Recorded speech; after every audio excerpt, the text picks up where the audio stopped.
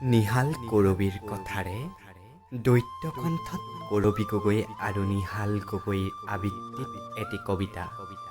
কবিতাৰ শিৰোনাম অ মোৰ বহাগ। লাহে লাহে সুৰেটি কাষ চাপিছে, শুনিব খুজিও থমকি ৰৈছো মই। কি সুৰ বাজিছে, তই বাৰু পাৰিছনি ধৰিব? পদূলিত এয়া চিৰ বসন্তৰ উচ্ছ্বাস, বহাগ আহিছে। বহাগ বহাগ মানে জানো এটি মাহ? বহাগ নহয় মাথো শব্দ। তেজে তেজে নিগৰা বহাগ, এক চিৰা ভাল পোৱা নিবিড় আকুলতা। খিৰিকীখন মেলি দিলো, কোঠাটোত বিয়পি পৰিছে তগৰৰ সুগন্ধি। এনেকৈয়ে মোৰ বহাগ।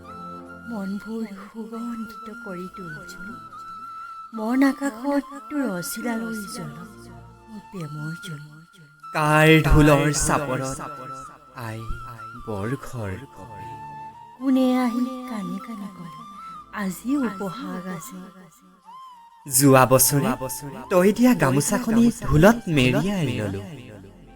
তোৰ গুটি ফুলৰ গামোচা মোৰ আবেগ, আৰু মোৰ বাৰী ঢাপৰ কপৌফুল জোপাই তোৰ খোপাৰ সুবাস বিচাৰে। উৰুঙা দিনৰ নেওপাই সমূহীয়াহঁত এইবাৰ পৃথিৱী কঁপিছে। হয়তো বহাগে ৰং হেৰুৱাইছে, ঘৰে ঘৰে আখলৰ জুই নুমাইছে। অ মোৰ বহাগ, আচলৰ ধন বুকুৰ তেজে গঢ়া সন্তান হেৰাইছে। জীৱনৰ উপত্যকাত এতিয়া মৃত্যু একেবাৰে সহজ। অ মোৰ বহাগ, এইবাৰ তই দুহাতত নেলাগে জেতুকা বোলাব।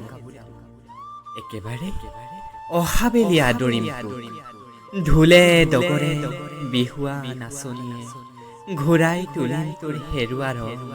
আৰু জীৱনীও উমলিব আই নিৰাপদ কোলাত। বহাগ তই আহিবই লাগিব আকৌ, বুকুৱে বুকুৱে সিঁচি দিবি উৎসাহৰ ঢল। নতুনকৈ আকৌ সাজি তুলিম আমি হেঁপাহৰ এখন ঘৰ। ধন্যবাদ।